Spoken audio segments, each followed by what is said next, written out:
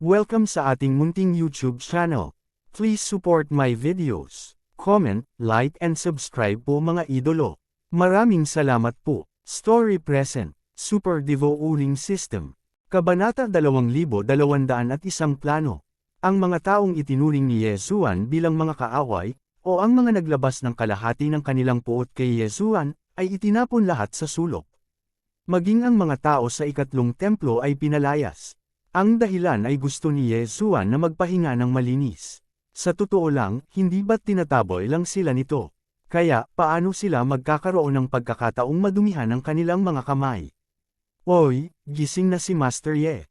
Nang tulungan ni Feiyan si Yesuan, lahat ay sumaludo. Ngumiti din si Yesuan dito. Gayunpaman, nang dumating si Yesuan sa gilid ng may-ari ng daang palapag. Ngunit biglang nakita na ang may-ari ng daang palapag ay biglang lumuhad sa harap ni Yesuan. Nakita ko si Master Ye, ngayon, ako, Bailo, ay sumusumpa sa panguluhang Diyos na susundan ko si Master Ye sa natitirang bahagi ng aking buhay, at hindi ko ito pagsisisihan sa buhay na ito. Itong lalaking ito na naman ang Godhead, at sa pagkakataong ito kailangan niyang sundin ang sarili niya, bahagyang natigilan si Yesuan. Gayunpaman, isang prompt mula sa system ang nagpasaya kay Yesuan. Ding, nag-prompt ang system, binabati kita sa host sa pagkuha ng kaunting faith point, opisyal na na-activate ang faith function, at opisyal na na-activate ang rebuilding faith system. Talagang nakakuha ng kaunting pananampalataya. Masaya ang pangalan ni Yesuan, bagamat walang silbi na sabihin na sulit ang kaunting pananampalataya, ngunit pagkatapos ng lahat, ito ay isang magandang simula. Bilasan mo, masyadong palabas ang may-ari ng daang palapag. Namulaklak ang puso ni Yesuan, saan niya pakialam kung masakit ang kanyang katawan o hindi, gumawa siya ng 3 hakbang at 2 hakbang at umakyat upang tulungan si Bailo. Master Ye, maituturing kang gising, halos nakatambak na ang mga bangkay ng mga demonyong isda na napatay natin, kung hindi ka madyay gising, hindi ko alam kung paano ito haharapin, ngayon magpadala ka ng magbabantay, naghihintay na lang na itapon mo ito. Sa oras na ito, isang tao ang lumakad. Magandang balita, sunod-sunod. Kabundukan ng mga bangkay ng taong may demonyong isda, hindi ba ibig sabihin ito ay maaari ng i-upgrade muli si Yesuan sa pagkakataong ito? Okay, pupunta ako dito. Na may maliwanag ng ngiti sa kanyang mukha, si Yesuan ay dir-diretsyong naglakad. Sa pagtingin sa mga bundok ng mga demonyong bangkay ng mga isda, si Yesuan ay simpleng masaya. Kamay na lumalamon. Sa pamamagitan ng isang kaway ng kanyang kamay, ang tumpok ng mga demonyong bangkay ng mangingisda ay kinain ni Yesuan. Ding, nakalusot ang host, ang kasalukuyang 9-rank superior god human realm. Ding, ang system prompt, ang huling rampage unlock ng host ng 3 antas ng karanasan ay nakita, at ito ay inaasahang ma-unlock sa 1 buwan. Nakakapanibago, haha, ang galing. Masayang-masaya si Yesuan na siya ay direktang na-upgrade sa tuktok na Heavenly God Realm sa maliwanag na bahagi. Ngunit mayroon pa ring 3 antas ng karanasan sa lock, ibig sabihin, kahit na walang ginawa si Yesuan, pagkatapos ng 1 buwan, maaari rin siyang mag-upgrade sa 3rd grade Inferior Spirit God Realm. Hindi ba hindi ko nais-nais? Ang malakas na kakayahan sa pagbawi ni Yesuan ay hindi nabalisa, ngunit pagkaraan lamang ng ilang oras, si Yesuan ay ganap na gumaling. Sa oras na ito, naglakad na si Yesuan patungo sa bridgehead, dahil kay Yesuan, ang base camp ay itinayo pa rin sa orihinal na lugar, ngunit karamihan sa mga ordinaryong disipulo ay nagbabantay sa bridgehead. Nandito na po si Master Ye. Magalang na lumapit si Kyu sa mukha ni Yesuan, at makikita na sa oras na ito, ang Lingzuan Pavilion Lord ay mayroon ding ilang mga pagbabago kay Yesuan, kahit na ayaw pa rin niyang ganap na. Sumuko, ngunit hindi bababasa, walang ganoong pagtanggi gaya ng dati. Hehe, Yesuan? Dumating ka sa tamang oras, pinag-uusapan natin kung paano aatakihin ang isla, itong mapahamak na demonized Fishman Island, ilang beses na natin itong inatake, ngunit sa kasamaang palad ay nabigo silang lahat, walang demon ban ang inayos mo, kaya ang mga demonyong mangingisdang iyon ay maaaring mabuhay muli ng walang hanggan, ngunit ito ay lubhang nakakalito. Nang makita si Yesuan, hindi ito itinago ng lahat, at direktang sinabi ang dahilan kung bakit sila nagtipon dito. Tumango si Yezuan, ngunit nakakulot ang kanyang mga kilay. Hindi siya handang gamitin ang kanyang antas para ipagpalit sa isang pagbabawal ng demonyo. Noong huling pagkakataon ng kahabag-habag na hitsura ni Yezuan, malinaw na naaalala ito ni Yezuan, gawin itong muli. Sinabi ni Yezuan na ayaw niyang magsabi ng anuman. Gayunpaman, kung walang demon ban, ito ay talagang medyo nakakalito. Kung gusto mong magmadali, halos walang posibilidad. Siyempre, hindi pwedeng magmadali ang demon fishman. Gayunpaman, imposibleng panatilihing ganito na lamang ang pagkapatas, at may paraan pa para sirain ang mga demonyong isda na iyon. Napaisip si Yezuan, paano ito makukuha, saan ito masisira? System, may suggestions ka ba? Mabuting pagbutihin ang humanization ng system. Ding, nag-uudyok ang system, kasalukuyang may dalawang makatwirang opsyon para sanggunian ng host. Dalawa, nagulat ito kay Yezuan. Ding, pumili ka ng isa, sapat na ang resources sa kamay ng host para ipagpalit sa permanenteng demon ban, maaring piliin ng host na dalhin ang mga tao para sumugod, at pagkatapos ay ayusin ang demon ban, hakbang-hakbang. Ding, pumili ng dalawa, ang host ay maaaring makipagpalitan ng isang espesyal na magic weapon, ang Demon Charm. Ang magic weapon na ito ay may katulad na epekto sa demon ban, ngunit maaari itong dalhin sa paligid, at maaari itong epektibong mag-seal ng isang target. Kaakit-akit na alindog. Gayunpaman, ang kanyang sariling mga mapagkukunan ay talagang sapat upang parusahan ang mga demonyo at ipagbawal ang mga ito, at tila ang ilang mga nadagdag na ito ay mabuti pa rin. Ang parehong mga opsyon ay kailangang ipagpalit ni Yezuan. Ngunit, alin ang pipiliin? Masasabing maaari lamang pumili si Yezuan ng isa sa dalawang pagpipilian, at ang mga kalamangan at kahinaan ng dalawang pagpipiliang ito ay halata rin, kung ubusin niya ang permanenteng pagbabawal ng demonyo, maaaring pumatay si Yezuan hanggang sa nakalipas na hakbang-hakbang, gayunpaman, maiisip na ang pagbabawal ng demonyo ay hindi mura. At ang Demon Talisman ay mas mura, at maaari rin itong magamit muli, hanggat nilalamon ni Yezuan ang mga bangkay ng mga taong demonyong isda. Ang Demon Charm ay magagamit muli, na maaaring magamit ng epektibo, at ang gastos ay matitipid din ng malaki. Siyempre, kasabay nito, marami ring panganib, kung tutusin, kung hindi mo magagamit ang mahiwagang anteng-anteng upang i-seal ang demonyong bangkay ng taong isda sa oras, kung gayon ang enerhiya ng demonyo ay mabilis na bubuhayin muli. Gayunpaman, pagkatapos mag-isip sandali, nagpasya pa rin si Yezuan na gamitin ang Demon Talisman. Seryoso, ang pagkonsumo ni Yezuan ng mga mapagkukunan ay lubhang nakakatakot, at ilang panahon na ang nakalipas, si Yezuan ay sapat na sa pagkawala ng walang reserbang mapagkukunan, kasama ang salamin na supernatural na kapangyarihan, hindi ito magagamit ni Yezuan hanggang ngayon, hindi ba dahil wala siyang mapagkukunan? Sa makatuwid, ito ay mas mahusay na upang isave ang mga mapagkukunan ng kaunti. System, kung gayon, piliin natin ang pangalawang opsyon, ilang magic anteng-anteng ang maaari kong palitan. Ding, sinenyasan ng system na ang host ay kasalukuyang maaaring makipagpalitan ng 500 demonyong anteng-anteng. 500 piraso, hindi na kailangan ng napakarami, isadaan na lang natin, basta't itapon ni Yezuan ang bangkay ng demonyong mangingisda sa tamang panahon, masasabing sapat na ang 100. System, pwede ba akong magtanong, kung ipagpapalit ko ang permanent demon ban, ilang resources ang kakailanganin ko? Ding, ang system ay nag-uudyok, kung ang host ay nagpapalitan ng permanenteng demon ban, kung gayon, kailangan mong ubusin ang 3 antas na nakalock ng host, pati na rin ang lahat ng mga mapagkukunan. Talaga, alam ko na ang permanenteng pagbabawal ng demonyo na ito ay hindi isang murang bagay.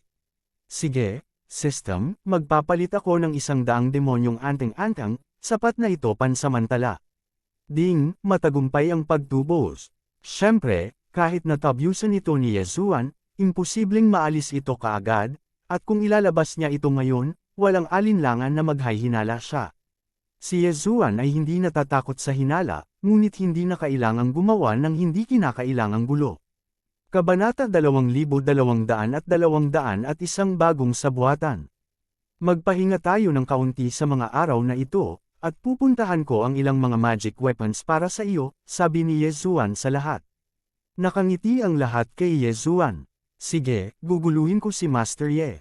Sa katunayan, kung saan ipagpapalit ang Demon Talisman sa parehong sistema ay isang bagay lamang ng isang mata. Hindi banggitin, sa oras na ito, ang Demon Talisman ay nasa kamay na ni Ye Zuan. Gayunpaman, upang hindi mapaghinalaan, maaaring maghintay lamang si Ye Zuan ng ilang araw upang alisin ito.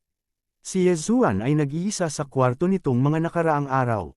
Natural, walang ibang mang-iistorbo sa kanya, dahil alam ng lahat na si Ye Zuan ay gumagawa ng isang bagay na sekreto para pigilan ang demonyong enerhiya na iyon.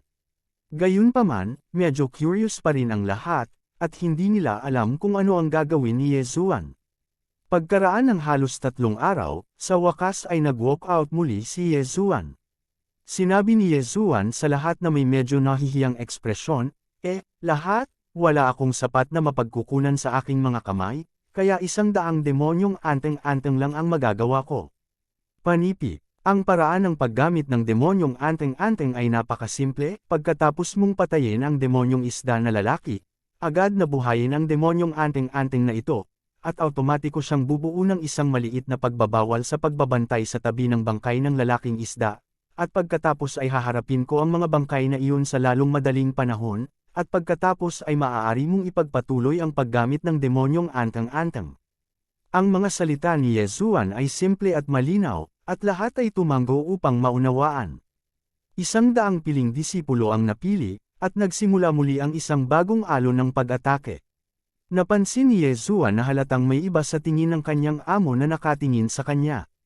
Alam niya na noong huling beses na nilamon ang kanyang master ng kanyang Qiankun Ring, direkta niya itong nilunok sa isang kagat. Kung hihilingin ito sa kanya ng kanyang master ngayon, hindi niya ito mailabas, kaya natural na hindi nang ahas si Ye Zuan na tumingin sa gilid ng kanyang master, at direktang umalis kasama ang team. Ano ang dapat kong gawin? Maya-maya ay lalapit sa akin ang master para hingin ang Qiankun Ring. Kung tutuusin, ito ay ang lahat ng mga kayamanan ng Fifth Palace, tila kailangan kong gumawa ng paraan upang makakuha ng ilang mga mapagkukunan.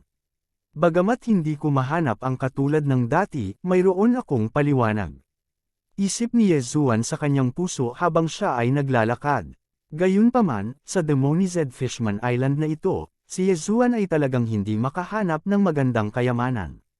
Mga demonyo, mangingisda o kung ano paman, walang posibilidad na magkaroon ng Qiankun Ring, at natural na walang mga mapagkukunan, ang mga demonyo ay mayroong Qiankun Ring, ngunit sila ay kukunin ng iba. Para naman sa Qiankun Ring ng mga patay sa digmaan, nahihiya si Ye Zuan na kunin ito. Sa ilang sandali, si Ye Zuan ay hindi makaisip ng anumang magandang paraan, at sa desperasyon, maaari na lamang niyang baliwalain ito pansamantala. Sa tulong ng Demon Talisman, sa pagkakataong ito, mabilis na nakuha ng lahat ang tulay, at pagkatapos na magtakda si Ye Zuan ng hindi magagapi na pagbabawal dito, naging pansamantalang kampo ito para sa lahat. Sa sandaling atakehin mo ang Demonized Fishman Island, ang iba pang bagay ay magiging mas simple, kailangan mo lang sundin ang ritmo at linisin ang Demonized Fishman dito hakbang-hakbang. Ang labanan ay tila hindi pangkaraniwang maayos, at kahit na ginawa ang mga tao na isipin na hanggat binibigyan nila ang lahat ng sapat na oras, pagkatapos ay magagawa nilang alisin ang mga nakatagong panganib ng demonyong isla ng tao na ito.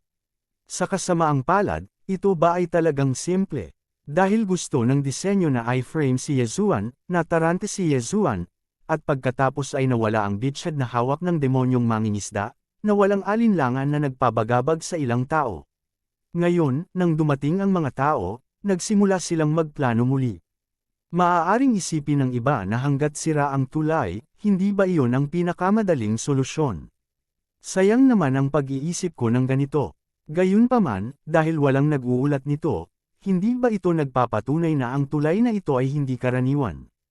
Bukod dito, ang layunin ng lahat ay sirain ang lahat ng mga demonyong mangingisda at hanapin ang sinaunang layunin ng espada, kaya ano ang nariyan upang sirain ang tulay para sa lahat? Ayon dito, natatakot ako na itong Demonized Fishman Island ay talagang mapuksa ng mga taong ito. Ito ay ganap na hindi pinapayagan. Ang utos ng Master ay gamitin ang Demonized Fishman Island para magdulot ng kaguluhan sa daan-daang kaharian, kaya itong mga Demonized Fish People ng Demonized Fishman Island ay dapat na lumabas. Ang lalaking yun mula sa Celestial Realm. Malinaw, ang kanyang paglilinang ay ang pinakamababa, ngunit nang magsalita siya, walang sinuman ang nang-ahas na pabulaanan ito. Kung gayon, maghanap tayo ng paraan upang mapalaya ang demonyong isda man, hindi ba? Magalang na sabi ng matanda sa ikatlong bulwagan. Kalokohan, gumagawa lang ako ng paraan para mapalaya ang demonyong isda man. May mga espesyal na pagbabawal sa paligid ng Demonized Fishman Island, at ang tanging paraan para paalisin ang Demonized Fishman ay sa pamamagitan ng maliit na tulay na ito. Gayunpaman, ang mga puwersa ng koalisyon ay nagbabantay sa bridgehead, at ang mall dito na si Yezuan ay naglagay ng isang malakas na pagbabawal dito, na naging dahilan upang ang Demonized Fishman ay walang pagkakataon na makaalis mula rito. Ano ang dapat kong gawin? Sabi mo, kung maaari mong direktang pukawin ang sinaunang layunin ng espada, imposibleng magtagumpay. Direktang pukawin ang sinaunang layunin ng espada. Sa sandaling ginawa ang panukalang ito, ang lahat ng mga mata ay nasa taong nagsalita, dahil napagtanto nilang lahat ang posibilidad ng hypothesis na ito. Panipi, sige na. Ang lalaki mula sa Celestial Realm ay tumingin sa lalaking nagsalita, at pagkatapos ay sinabi, "Bueno, alam ng lahat na pagkatapos ng pagsasanib ng sinaunang layunin ng espada na ito at ng banal na hayop, mayroon na siyang nilalang, at mayroon na siyang tiyak na dami ng espiritual na katalinuhan, at ang kanyang kapangyarihan sa pakikipaglaban ay mas malakas. Masasabing kung direktang umatake ang sinaunang sword intent, natatakot ako na walang makakapigil. Dito, kung gayon, kailangan lang nating bunutin itong sinaunang espadang layunin." Nagkatinginan ng mga lalaki, at alam nilang lahat na maaaring gumana talaga ang ideya. Pagkatapos magkaroon ng paraan, natural na mabilis na napag-usapan ang plano kung paano pukawin ang sinaunang sword intent. Sa araw na ito, sumunod si Yezuan sa likod ng lahat at nagpatuloy sa pagsulong tulad ng dati, na may malinaw na layunin, iyon ay, pumatay ng maraming demonyong mangingisda hanggat maaari. Naalala ni Yezuan na noong una siyang dumating, ang bilang ng mga demonyong mangingisda sa isla ay napakalimitado pa rin. The second time I came up, nasa majority na. Gayunpaman, sa pagkakataong ito, nalaman ni Yezuan na sa buong isla, mayroon lamang mga demonyong mangingisda. Napakalaki ng bilang, at ang lakas ng mga demonyong mangingisdang ito ay tumaas ng napakabilis na masasabing hindi na kailangan pang magtanim. May nag-eksperimento at nahuli ng buhay ang isang demonyong mangingisda, noong una ay gusto lang niyang makita kung ano ang kakaiba sa mga demonyong mangingisdang ito, ngunit nalaman niya na ang demonyong mangingisdang ito ay maaaring automatikong mapabuti ang kaharian. Noong una itong nakunan, ito ay isang third-grade inferior godman realm, ngunit pagkatapos na makulong ng ilang araw, ito ay na-promote sa isang fourth-grade low-grade godman realm. Masasabing mas cool pa ito kaysa sa upgrade ni Yezuan. Maa-upgrade lang si Yezuan pagkatapos lumamon, ngunit bilang resulta, hindi na kailangan ng mga tao na lumunin ang mga demonyong mangingisda, at mag-a-upgrade sila kapag sinabi nilang na-upgrade na sila. Ang ugat ng lahat ng ito ay hindi pa nahahanap ng lahat, ngunit kung ang pamamaraang ito ay may lalapat sa panig ng Terran, ito ay hindi maisip. Sa makatuwid, kahit na nakikipaglaban sa mga araw na ito, ang lahat ay puno ng sigasig. Kabanata 2203, ang layunin ng sinaunang espada. Sa katunayan, nahulaan din ni Yezuan ang isang tiyak na posibilidad, natatakot ako na ang pangunahing dahilan kung bakit ang mga demonyong mangingisdang ito ay mabilis na nag-upgrade ay dahil sa lakas ng demonyong iyon. Siyempre, nanghuhula lang si Yezuan. Ang bilis ng pagsulong ng koponan ay napakabilis, at habang ang lahat ay pinatay ang mga demonyong mangingisdang ito sa maraming bilang, ang mga demonyong mangingisda ay masunuri na ngayon at hindi na nagtitipon sa paligid ng kampo. Bukod dito, sa loob ng isang distansya ng kampo, ito ay bihirang mahanap ang Demonized Fishman.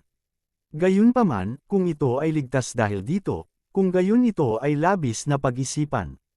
Kapag may lumabas na mag-isa, o kahit na isang maliit na pangkat lamang, pagkatapos ay agad silang kukubkuban ng mga demonyong mangingisda, at isang malaking grupo lamang na tulad ng kasalukuyan ang makakapigil sa mga demonyong mangingisda. Sa orihinal, ang pagkilos ng araw ay hindi gaanong naiiba sa karaniwan, at ang lugar ng pagtitipon ng demonyong isda man ay natuklasan, at pagkatapos ay nilipol, at pagkatapos ay nagpatuloy sa paghahanap. Mukhang magiging ganito ang araw na ito.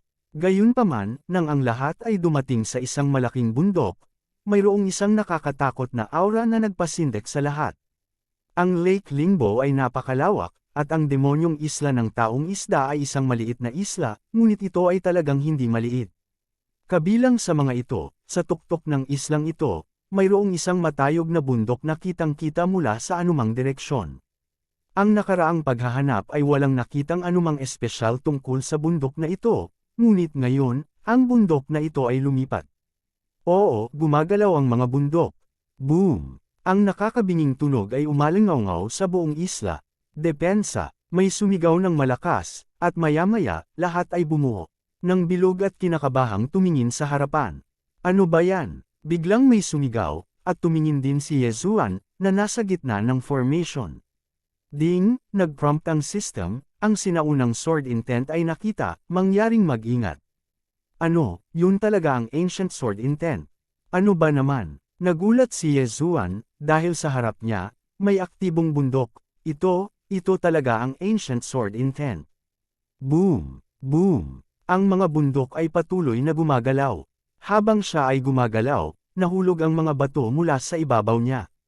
Ang sunod-sunod na malakas na pagbabago-bago ay naging sanhi ng panginginig ng lahat. Umuungol, biglang umalangaw-ngaw ang malakas na dagandong, at sa isang iglap, lumipad pataas ang lahat ng bato at dumi sa buong bundok. Parang alon sa langit, at sa isang iglap, bumagsak na mga bato ang umulan. Siyempre, ang gayong pinsala ay hindi sapat upang banta ang lahat.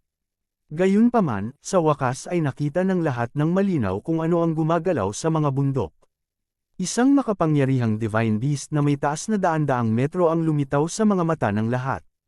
Sa itaas ng kanyang katawan, isang higanting espada na natatakot na maging libu-libong metro ang taas, na nakataas sa langit. Nakakatakot ang dami. Isang pangkat ng daan-daang tao, sa harap niya, ay parang isang kayag ng mga langgam. Hindi banggitin ang anumang bagay, ang laki lamang na ito ay sapat na upang mabigla ang lahat. Malaki ito, napakataas. Sa oras na ito, isa na lang ang natitira sa isipan ng lahat. Umuungol, nagkaroon ng isa pang malakas na dagandong, at isang sound wave ang direktang dumurog sa lahat. Sa isang iglap, maraming tao, kasama na si Yezuan, ang hindi matatag sa kanilang mga paa. Umatras. Ang Lingzuan Pavilion Lord ang unang tumayo at sumigaw ng malakas. Ang lakas ng halimaw na ito ay masyadong malakas, kaya ang lahat ay hindi sigurado sa puot. At nagtanong din si Yezuan sa sistema. System, tuklasin ang lakas ng halimaw na ito. Ding, system prompt, italaga ang target, ang 5 grade inferior true God realm. Ano, realm ng tunay na Diyos. Naramdaman lang ni Yezuan na ang kanyang anit ay manhid, dapat mong malaman na sa itaas ng makalangit na Diyos ay ang Espiritong Diyos. Sa itaas ng Espiritong Diyos ay ang misteryosong Diyos. At sa itaas ng mga mystical gods, nariyan ang tunay na Diyos. Sa Moshang 100 Realms, sa kasalukuyan ay mayroon lamang isang super existence ng True God Realm, at iyon ay ang Sect Master ng Moshang Pavilion. At ang iba, maging ang mga taong tulad ni Lingzuan Pavilion Master, ay mga Zuan God Cultivator lamang, at para kay Bailu at sa iba pa, sila ay mga high-grade Spirit God Cultivator. Walang paraan upang labanan ito, paano ito matatalo? Mag-withdraw, umaatres sa gulat, sa oras na ito, naiintindihan ng lahat na ang pananatili dito ay naghihintay lamang ng kamatayan. Si Yezuan ay hindi exception, napakatigas na tao, hindi nila ito kayang labanan. Naalala pa rin ni Yezuan na sinabi ng system na ang sinaunang sword intent na ito ang material para sa kanya para i-upgrade ang Divine Slayer. Gayunpaman, ang material na ito ay tila medyo masyadong mabangis. Boom! Isang malaking bato ang nabasag sa karamihan, at 3 tao ang direktang napatay sa lugar. Sa kanila, mayroong isang powerhouse sa gitnang kaharian ng Diyos ng Espiritu. Gayunpaman, ito ay walang silbi kahit kaunti, sa harap ng sinaunang sword intent ng True God Realm, kahit na ito ay isang espiritong Diyos, ito ay isang langgam lamang. Tumakas lamang, walang nang ahas na lumaban, dahil walang makakalaban. Tumigil, maghintay ang lahat. Biglang sumigaw ng malakas si Yezuan sa lahat. Nakuha na ni Yezuan ang pagkilala ng lahat sa kanyang lakas at kakayahan, at nang marinig niya ang boses ni Ye Zuan, tumigil ang lahat. Master Ye, anong problema? Tingnan mo, mukhang hindi makagalaw ng napakalayo. Oo, dahil sa pagkakaroon ng sistema, kahit na tumakas si Yezuan, maaari niyang obserbahan ang mga pagkilos ng sinaunang layunin ng espada anumang oras. Sa oras na ito, napagtanto niya na ang sinaunang layunin ng espada ay dapat na nakulong doon, at hindi siya maaaring umalis sa gitna ng isla. Napatingin ang lahat. Tamang-tama, kahit na ang sinaunang sword intent ay labis na galit at umuungal paminsan-minsan, hindi ito makamove forward. Totoo yan, yung malaking tao, parang nakulong. Nagkaroon ng maraming diskusyon, at syempre, walang nang ahas na humakbang. Tingnan mo, ito ay demonyong enerhiya, ang lahat ng mga demonyong chi ay talagang nagmumula sa taong iyon, ito ay lumabas na ang sinaunang sword intent na ito ay ang ugat ng demonyong enerhiya. May lubos na nakakaalam na mula sa mahabang espada sa likod ng sinaunang layunin ng espada, palaging may itim na demonyong enerhiya na nagmumula, kaya ipaalam sa kanila na ang ugat ng lahat ng demonyong chi ay ang sinaunang layunin ng espada. O, ang mga isda-tao ng buong isla ay kanyang mga alipin. Tingnan mo, ang mga demonyong mangingisdang iyon ay tila gumagamit ng ilang paraan upang sirain ang selyo ng sinaunang layunin ng espadang ito. Napansin din ni Yezuan na sa paligid ng Ancient Sword Intent, mayroong hindi mabilang na mga demonyong mangingisda sa paligid, at patuloy silang nagsisikap na sirain ang mga sail sa paligid ng Ancient Sword Intent ng unti-unti. Siyempre, huwag isipin na sirain ito sa maikling panahon. Hindi mo sila hahayaang magtagumpay, hindi mo sila hahayaang sirain ang sail. Kapag lumabas na ang malaking tao na ito, natatakot ako, walang makakalaban nito. Ngayong naalis na ang panganib, tumigil ang mga tao. Ang lahat ng mga powerhouse ay nagtipon-tipon upang pag-usapan ang mga kontrahakbang, ngunit sa kasamaang palad, kasama si Yezuan, lahat ay hindi makabuo ng isang magandang mungkahi. Bilang huling paraan, maaari lamang magtanong si Yezuan sa sistema. System, ano sa palagay mo ang kasalukuyang sitwasyon, mayroon bang paraan upang masira ito? Ding, ang system prompt. Ang host ay dapat tandaan na ang sistema ay maaari lamang magbigay ng mga simpleng mungkahi, katulad ng ganitong uri ng diskarte at taktikal na pag-aayos, at iba pa, ang sistema ay hindi maaaring gumawa ng kahit ano. Ang sistema ay hindi makakatulong dito. Dahil ang sistema ay naging mas makatao, si Yezuan ay nasanay na sa pagtatanong tulad ng sistema. Totoo na nakakakuha ako ng sistematikong payo sa bawat oras, ngunit sa pagkakataong ito, sa wakas ay hindi ito gumagana. Kabanata 2204, Isang bagong magic weapon form. Gayun din, ang isang sistema ay isang sistema pagkatapos ng lahat, kahit na tumaas ang antas ng humanization, paano ito magiging posible na makabuo ng isang paraan upang palitan si Yezuan? Napaisip si Yezuan, demonic energy. Oo, ang layunin ng sinaunang espada na iyon ay gumagamit ng demonyong enerhiya para kontrolin ang maraming demonyong mangingisda. Kaya, maaari bang sabihin na hanggat maaari mong basagin ang demonyong chi na iyon, maaari mong ubusin ang sinaunang layunin ng espada. At least, kaya nitong sugpuin ang mga demonyong mangingisda.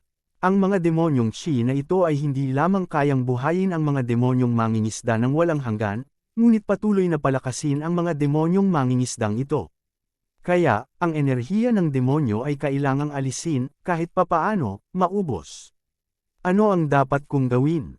Kung ito man ay ang Ling Zuan Pavilion Master o ang iba pa, lahat sila ay nag-isip. At si Yezuan ay walang pagbubukod.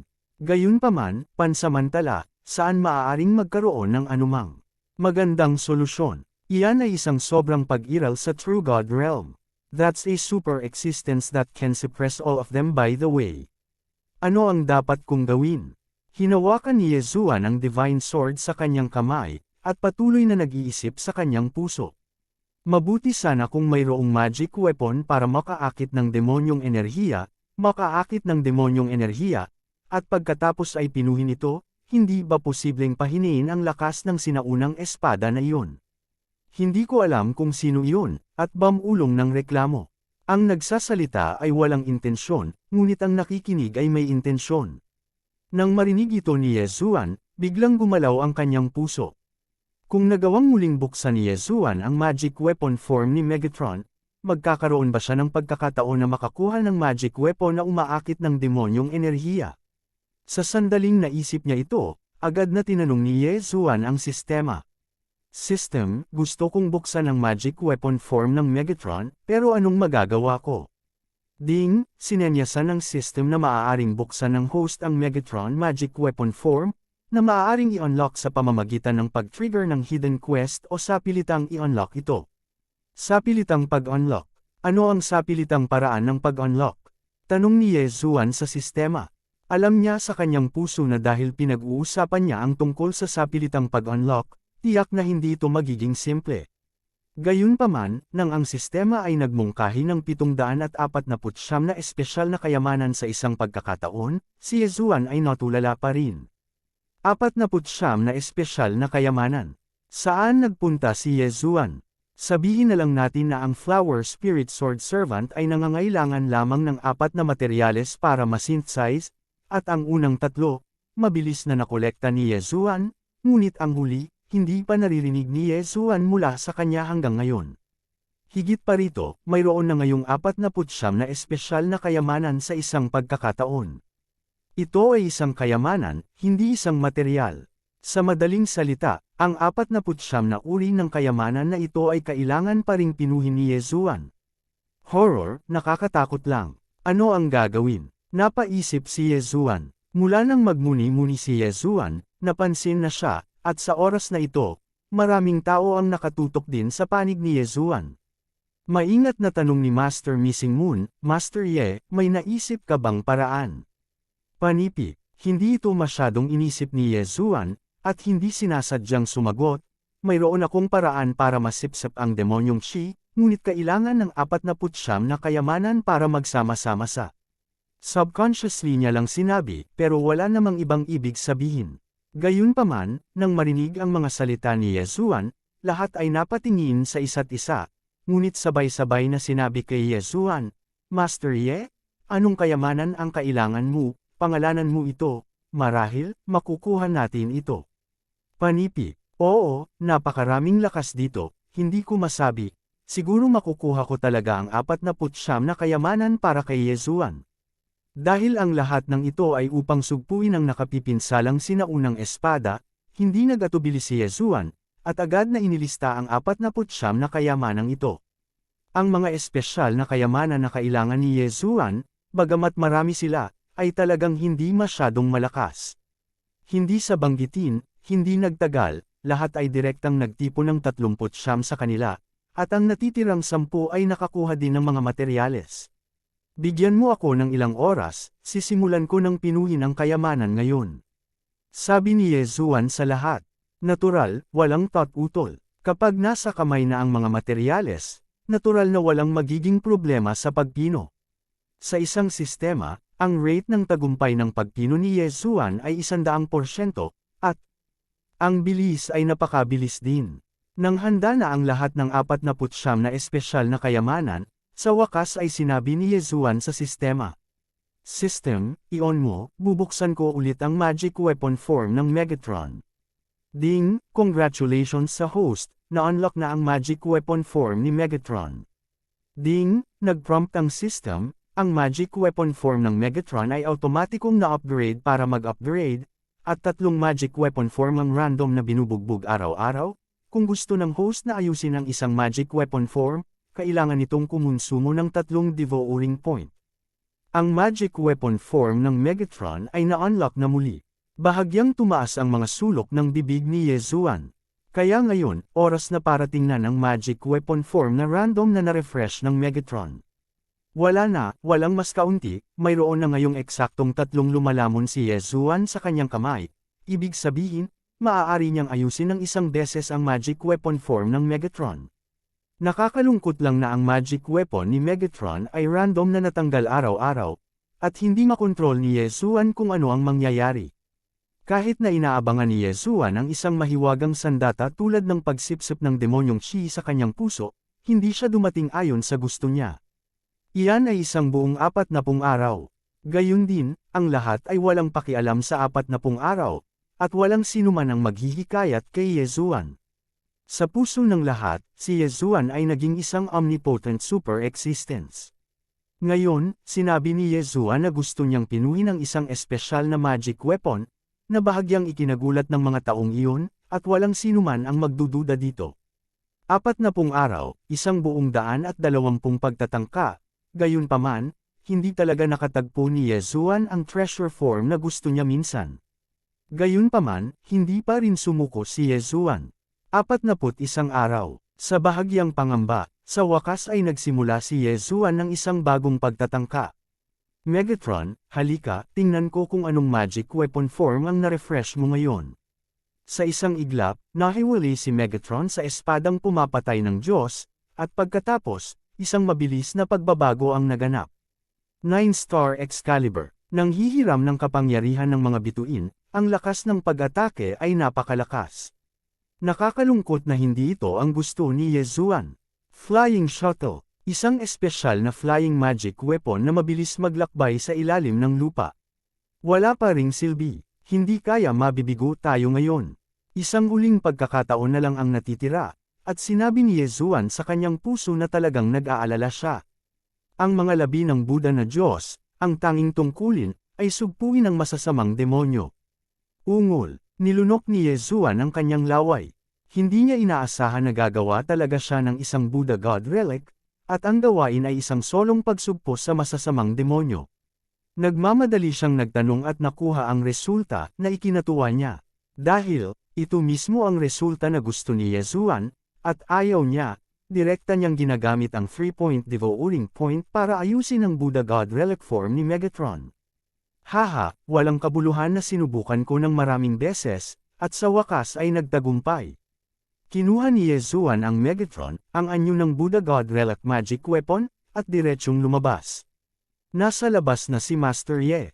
Ang lahat ay sumaludo, at nitong mga nakaraang araw, habang hinihintay ang mga resulta ni Yezuan, pinapatay nila ang hipag na demonyong mangingisda.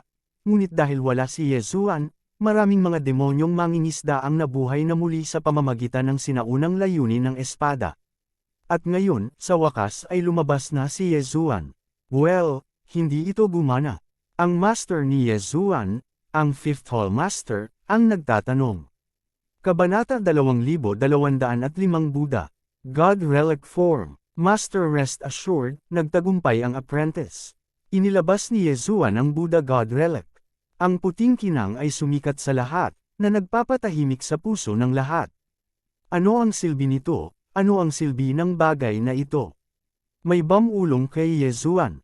Hindi sumagot si Yezuan, ngunit direktang itinapon ang bagay na ito.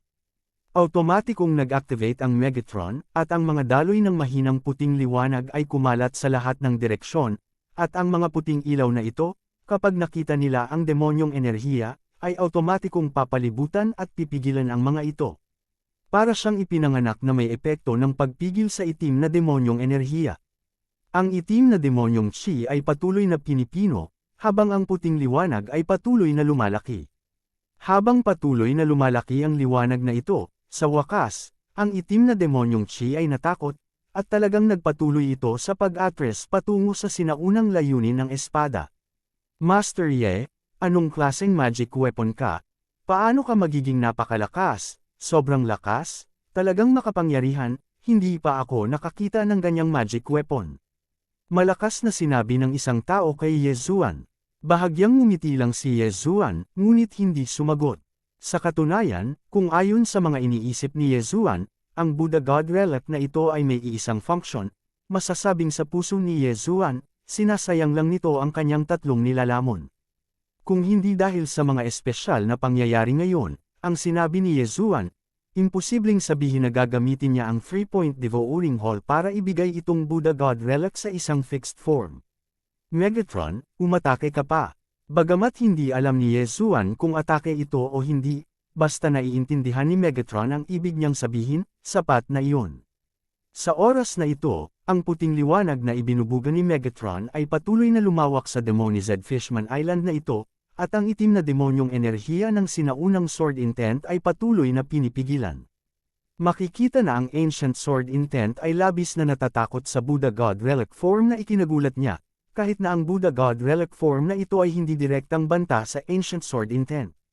Ang oras ay lumilipas, at lahat ay nanunood ng labanan sa pagitan ng dalawang sinag ng liwanag, isang itim at isang puti. Ngunit ang labanan sa pagitan ng mga tao sa lupa at ng demonyong isda man ay halos hindi nangyayari. Sa oras na ito, hinahangaan lang ng lahat si Yesuan ng walang katulad. Gusto talaga nilang malaman kung ano pa ang hindi kayang gawin ni Yesuan. Bawal Master, demonyong henyo. Ngayon, ipinakita niya ang kanyang pinakamataas na tagumpay sa pagpino. Dapat mong malaman na ang Refined Master na ito ay mas bihira pa kaysa sa ipinagbabawal na Master. Nagawa ni Yesuan na pinuhin ang napakalakas na bagay sa loob lamang ng 41 araw, isang bagay na maaaring sugpuin ang sinaunang Sword Intent ng sobrang pag-iral ng True God Realm. Paanong lahat ay hindi kumbinsido? Siyempre, sa katunayan, si Yesuan ay wala talagang nakakapinong armas. Na-reactivate lang niya ang magic weapon form ng Megatron. Hindi ko alam kung gaano katagal iyon, dahil walang pumapansin sa oras. Sa sandaling ito, sa gitna ng kalangitan, sa itaas ng lupa, isang itim, isang daan, isang malinaw na linya ng paghahati, na naghahati sa isla sa dalawang panig. Bagaman sinasabing ang Buddha God relic na anyo ng Megatron ay maaaring sugpuin ang enerhiya ng demonyo. Gayunpaman, ang diwa ng sinaunang Sword Intent ay hindi nangangahulugang walang ginagawa, at may patuloy na pagsasama ng demonyong chi, at pansamantala, ito ay talagang isang kurbata. Sa oras na ito, muling nagtipon ang mga tao. Ano sa tingin mo ang dapat nating gawin sa kasalukuyang sitwasyon? Ang Panginoon ni Yesuan ang unang nagsalita. At ngayon ay halata na ang sitwasyon, ang mahiwagang sandata ni Yesuan at ang demonyong enerhiya ng sinaunang layunin ng espada ay nakatali. Dagdag pa rito, ang malaking halaga ng demonyong enerhiya ng sinaunang Sword Intent ay kinain ni Yesuan, kaya natural, walang gaanong pag-aalaga sa demonyong mangingisda, kaya walang alinlangan na ito ay isang magandang pagkakataon sa oras na ito. Ang mungkahi ko ay mag-organisa tayo ng isang grupo ng mga elite na disipulo para sumugod at patayin ang mga mapahamak na demonyong sirena, bagaman hindi natin matutulungan ang sinaunang layunin ng espada, ngunit hanggat ang mga demonyong sirena na ito ay maalis lahat, kung gayon, ang sinaunang espada ay hindi mahanap ang kanyang mga nasasakupan upang i-unlock ang selyo para sa kanya, upang isipin ng ating mga kamay, ano ang gagawin mo? Ang Pavilion Master ng Lingzuan Pavilion ay tumayo at sinabi sa lahat. Tumango ang lahat, at sa katunayan, ito ay maaaring isang napakagandang ideya. Sumasang-ayon ako, oo, magagawa natin ito, kahit na ang layunin ng sinaunang espada ay napakalakas, ngunit siya ay pinaghihigpitan ng selyo, at walang anumang kalabisan na pagkilos, basta't patayin natin ang mga taong demonyong isda. Kung gayon, kung ito ay upang makahanap ng isang paraan upang dahan-daang ubusin ang sinaunang layunin ng espada, o upang palakasin ang selyo, selyuhan muli itong sinaunang espada na layunin, nasa atin na iyon. Oo, anuman ang mangyari, hindi natin dapat hayaang ipanganak ang taong ito at patuloy na sakta ng God Realm. Ang lahat ay nagsabi ng isang salita, at sa lalong madaling panahon naabot ang isang pinagkasunduan. Kasunod nito, isang buong 10 elite squad ang nabuo. Ang bawat team ay pinamumunuan ng isang malakas na tao na hindi bababa sa 5th grade Intermediate Spirit God Realm o mas mataas, at ang lakas ng mga miyembro ng team ay nasa upper grade Heavenly God Realm, kaya masasabing ang naturang 10 team ay ang pinakamalakas na kombinasyon na maaaring gamitin.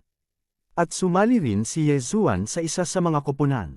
Para kay Yesuan, ang pagpatay sa demonyong mangingisda at pagkuha ng bangkay ng demonyong mangingisda ay isang magandang pagkakataon para sa kanya na pagbutihin ang kanyang lakas, kaya natural na hindi niya ito palalampasan.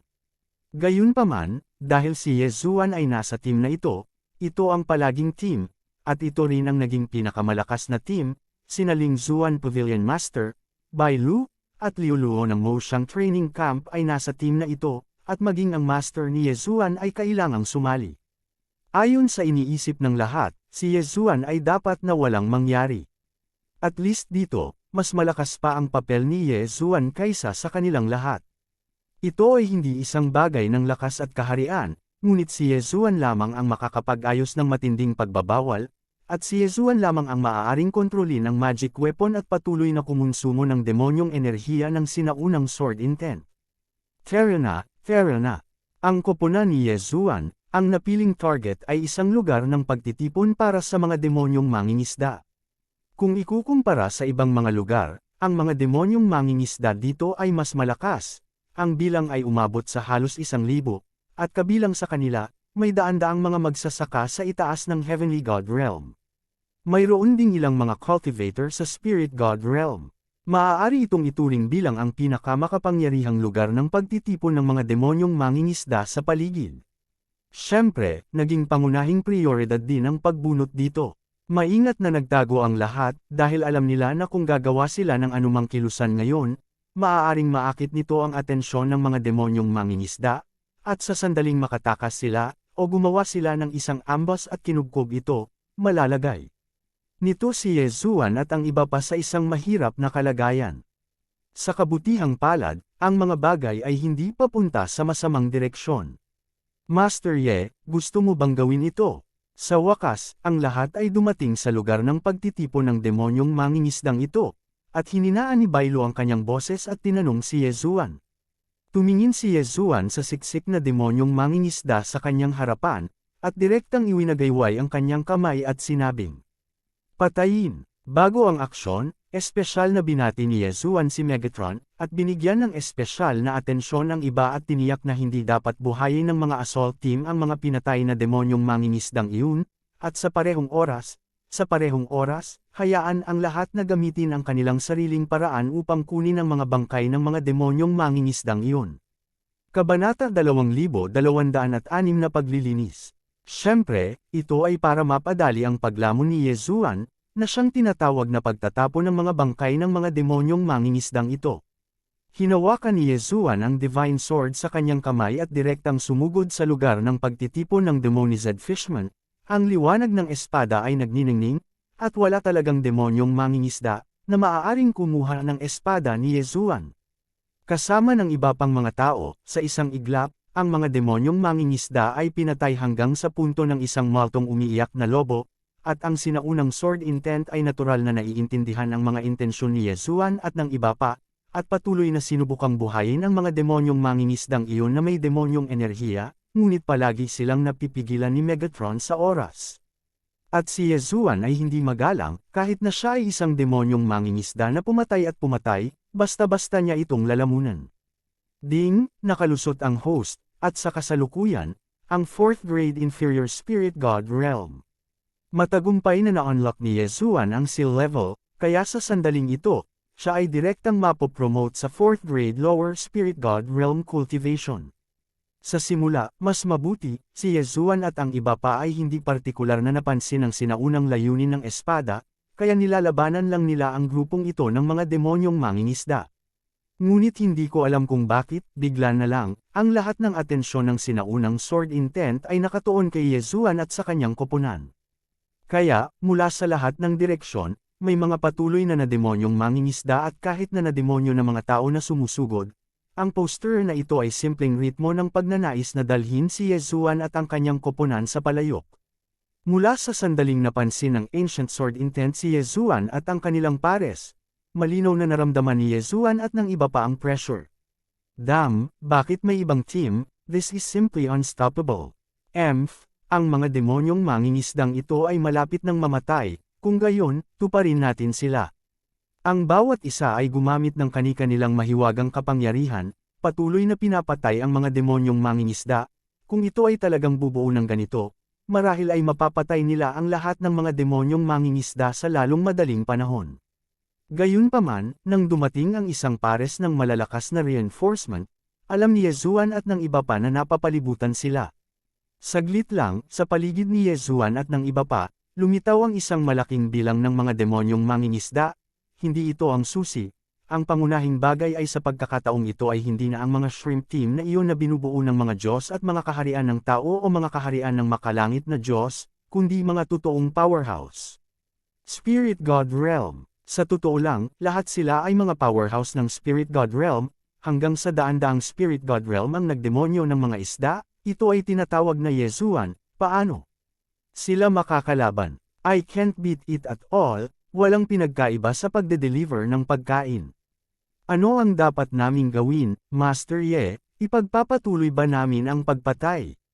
Lumapit si Bailu sa tabi ni Yezuan at nagtanong sa mahinang boses. Sa pagtingin sa demonyong mangingisda ng 100 Spirit God Realm, direktang ibinaling ni Yezuan ang kanyang ulo. Yumot, tumakbo ka, dali, umalis ka dito. Pero di ba, kung alam mong hindi mo kayang talunin at mananatili ka pa, mamamatay ka. Si Yezuan at ang iba ay mabilis na tumakas, patuloy na tumatakas patungo sa direksyon ng kanilang sariling kampo. At ang mga demonyong mangingisdang iyon, na parang baliw, ay humabol sa likod ni Yezuan at ng iba pa, at malinaw na naramdaman ni Yezuan na ang target ng mga demonyong mangingisdang ito ay siya. Damn it! Anong nangyayari? Hindi maintindihan ni Yezuan kung bakit, ituturing siya ng mga demonyong mangingisdang ito bilang kanilang pinakamalaking kaaway, at isa-isa silang hindi natatakot sa kamatayan upang maglunsad ng mga alon ng pag-atake kay Yezuan. Kung hindi si Bailu at ang iba pa ang mag-escort sa kanya, tiyak na may ipit si Yezuan. Escape, makakatakas ka lang kasama ang iyong buhay, dahil ang mga taong na demonyo na isda ay baliw lang, at hindi nila gusto ang kanilang buhay upang ma-atake si Yezuan ng isang beses. Nakita ko na ang isang demonyong mangingisda ay sapilitang pinarami ng 2 pang demonyong mangingisda, at pagkatapos ay sinunog ang kanyang buhay at sumugod kay Yezuan. Kung hindi dahil sa napapanahong paalala ng system, hindi na magkakaroon ng panahon si Yezuan para umiwas. At sa sandaling umiwas si Yezuan sa kanyang posisyon ngayon lang, ang demonyong mangingisda ay direktang sumabog sa sarili. Ginamit ang paraan ng pagsabog sa sarili para salakayin si Yezuan. Paano lumaban si Yezuan? Sa kabutihang palad, kahit na ang mga demonyong mangingisdang ito ay napakabaliw, si Yezuan ay nagkaroon pa rin ng kapanapanabak na pagbabalik sa kampo sa lahat ng paraan. Ang hugis ng Buddha God Relic Magic Weapon ng Megatron ay mayroon ding napakataas na suppressive effect sa mga demonyong mangingisdang iyon. Itong mga demonyong mangingisdang ito ay dahil mismo sa demonyong enerhiya kaya mabilis nilang mapataas ang kanilang antas, ngunit kung mawawala ang kanilang lakas ng demonyo, ang kanilang antas ay mabilis ding bababa. Sa makatuwid, hanggat umaatras si Yezuan sa defensive range ng Megatron, gaano man kabaliw ang mga mangingisdang iyon, wala silang magagawa. Para bang, sa sandaling ito, sa 2 linyang naghihiwalay ng itim at puti, ito ay nahahati sa 2 magkaibang kampo, at ang mga demonyong mangingisda ay umasa sa kanilang ganap na bilang upang ang pangkat na ipinadala ng lahat ay mahuhulog sa isang pagkubkob sa sandaling sila ay pumasok.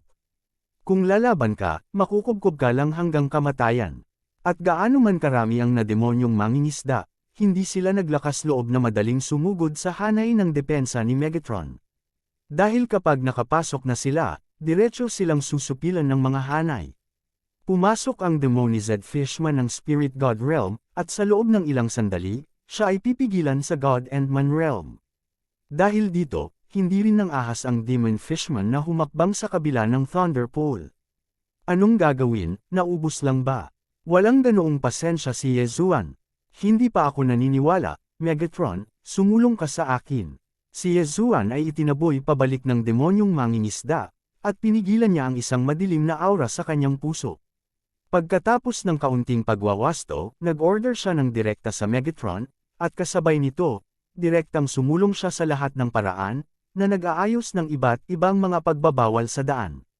Natatakot ako na si Yezuan lang ang makakapagbukas ng daan ng may pagbabawal. Dapat mong malaman na kung ang isang ordinaryong ipinagbabawal na master, tulad ng Missing Moon Master, ay gustong magsagawa ng pagbabawal sa pagtama ng kidlat, aabutin ito ng hindi bababa sa kalahating araw. At dito sa Yezuan, kailangan lang niyang magbigay ng utos sa system, at pagkatapos ay maaari itong ayusin ng wala pang isang sandali. Kudlit, ito ang puwang, at ito ang kabisera ni Yezuan. Alam ng lahat na si Yezuan ay isang dalubhasa sa pagbabawal, ngunit hindi nila inaasahan na ang ipinagbabawal na tagumpay ng pagmamanupaktura ni Yezuan ay napakataas. Nang makitang si Yezuan, na may malamig na mukha, ay talagang gumamit ng mga pagbabawal upang buksan ang daan, lahat ay nagkatinginan, at nagtaka pa kung sila ay nasilaw saglit. Kahit na si Yezuan ay nag-aayos lamang ng ilang simpleng pagbabawal, ngunit pagkatapos ng lahat, ito ay isang pagbabawal din, ang isang pagwagayway ng kanyang kamay ay isang pagbabawal, sino ang nakakita ng ganoong kabanggas na paraan ng pag-atake? At ginawa ito ni Yezuan, at ang demonyong mangingisda ay maaaring ituring na isang malaking malas. Tama, ang mga pagbabawal na ito na inayos ni Yezuan ay maaari lamang magdulot ng pinsala sa mga demonyong mangingisda na nagtanim sa ibaba ng Heavenly God Realm. Bagamat ang epekto sa Spirit God Realm at sa itaas ay napakaliit, paano magkakaroon ng napakaraming demonyong mangingisda sa itaas ng Spirit God Realm? Kung may mas kaunting sorties, papatayin lamang sila ng lahat. Masyadong maraming sorties, parang hindi naman ganoon karami. Bigla na lang, paulit-ulit na binugbog ang mga demonyong fishmen, pinatay ang mga grupo ng demonized fishmen, nilamon ni Yezuan ang katawan nila, at ang buong demonized Fishman Island ay mabilis na nalinis. Ding, nakalusot na ang host, ang kasalukuyang kaharian ay isang 7 antas na mabababang espiritong Diyos na kaharian. Sa wakas ay nilinis ni Yezuan ang lahat ng mga demonyong mangingisda sa demonized Fishman Island. Masasabing sa oras na ito, maliban sa bahagi ng mga demonyong mangingisda na nakanlong sa ilalim ng kanyang mga paa sa pamamagitan ng sinaunang layunin ng espada, ang iba pa sa mga mangingisdang demonyo ay napatay. Tulad ng para sa mga natitirang maliit na demonyong mangingisda, hindi na kailangang matakot. Gayunpaman, ang lahat ay tumigil din sa pag-atake, dahil sa oras na ito, kung sila ay sumusulong, sila ay aatake sa sinaunang layunin ng espada.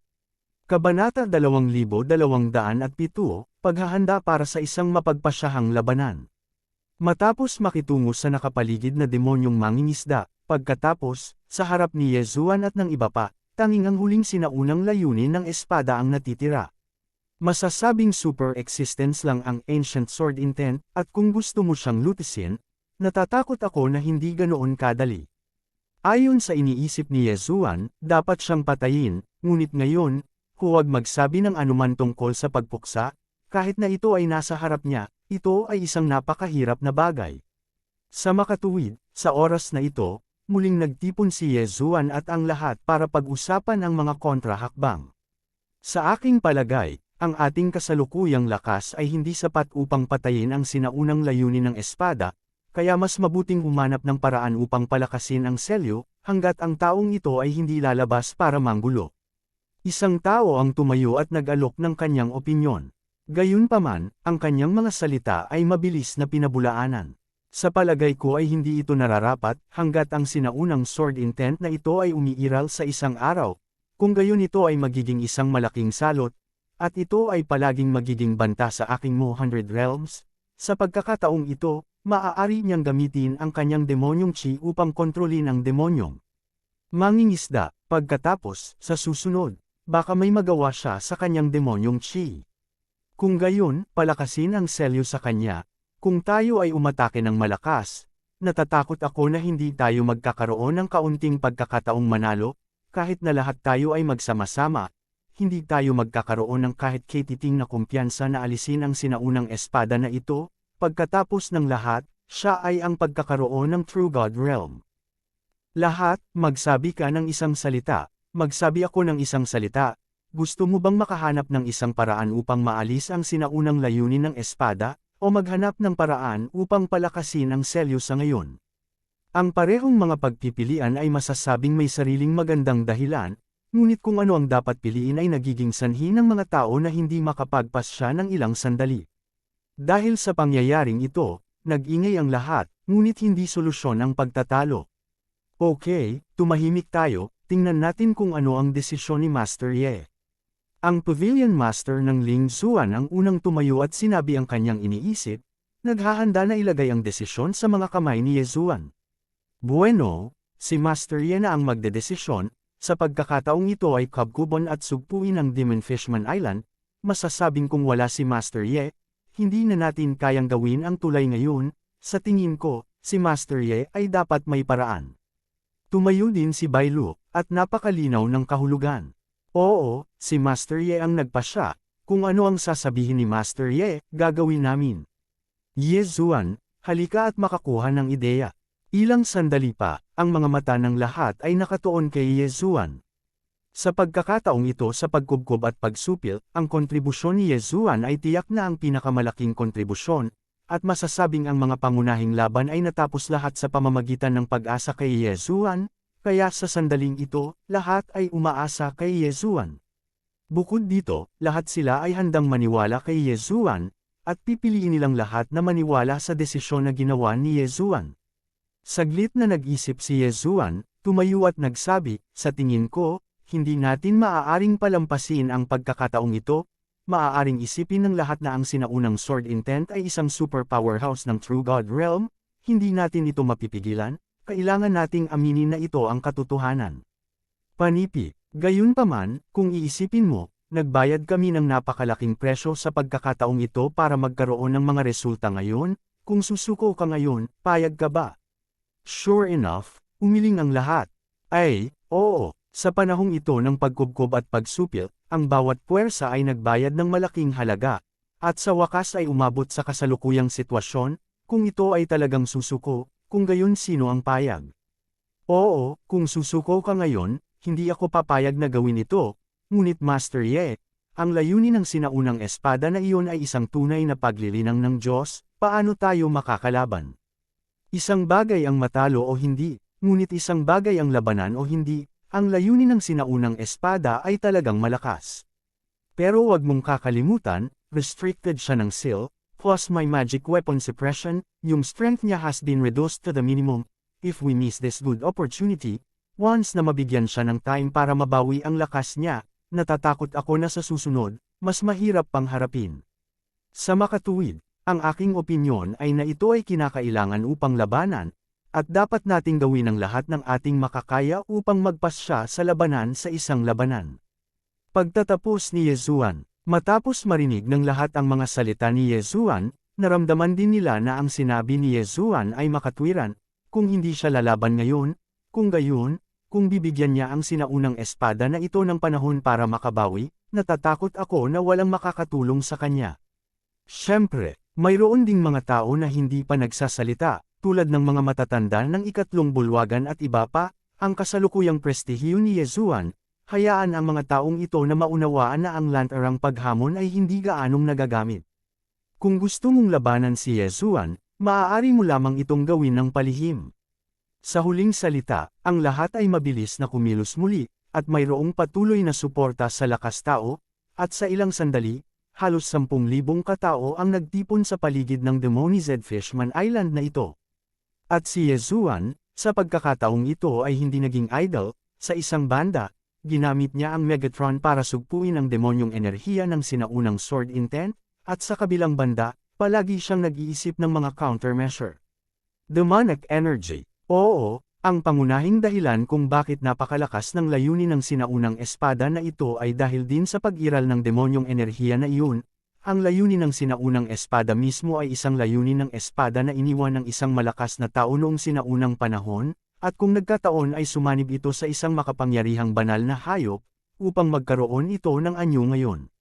Ngunit sa anumang kaso, ang kanyang ontological na lakas ay napakalimitado, at ang nagpapalakas sa kanya ay lamang ng demonyong enerhiya. Ayon sa hula ni Yezuan, ang demonyong chi na ito ay maaaring sadyang iniwan ng isang tao sa sinaunang sword intent, at ngayon ang makapangyarihang sinaunang sword intent na nakita ni Yezuan at nila ay isang kombinasyon lamang ng sword intent, divine beast, at demonic chi. Sa makatuwid, gusto ni Yezuan na sirain silang lahat. Kaya, paano maisa sa katuparan ang planong ito? Nagnilay-nilay at nagnilay-nilay si Yezuan hanggang isang araw, pagkatapos na panoorin ni Yezuan si Megatron na binago ang kanyang demonyong enerhiya, nagkaroon siya ng ideya sa kanyang puso. Ang enerhiya ng demonyo ang pangunahing dahilan kung bakit napakalakas ng layunin ng sinaunang espada na ito gaya ngayon. At dahil sinasabing kayang baguhin ng Megatron ang demonyong enerhiya, kaya rin kaya ni Yezuan. O kahit sa pamamagitan ng sistema, makipagpalitan ng higit pang mga bagay na makapagpapabago ng enerhiya ng demonyo. System, gusto kong ipagpalit ang isang espesyal na magic weapon o ehersisyo na makakapagpabago ng enerhiya ng demonyo. Ding, sinenyasan ng system na ang kasalukuyang kondisyon ng host ay hindi sapat at hindi maaaring palitan. Hindi sapat. System, kung gusto kong i-redeem, anong mga kondisyon ang kailangan kong matugunan? Ding, ang sistema ay nag-uudyok na kung ang host ay kailangang makipagpalitan ng mga itinalagang pagsasanay, ang sistema ng sekta ay kailangang muling buhayin. Ding, sinenyasan ng system na kung ang host ay kailangang makipagpalitan ng isang itinalagang magic weapon, kailangan nitong pagbutihin ang kaharian. Itaas ang kaharian, o buhayin ang sistema ng sekta. Kumunot ang noo ni Yezuan. Mukhang kailangan ni Yezuan na umalis dito sandali.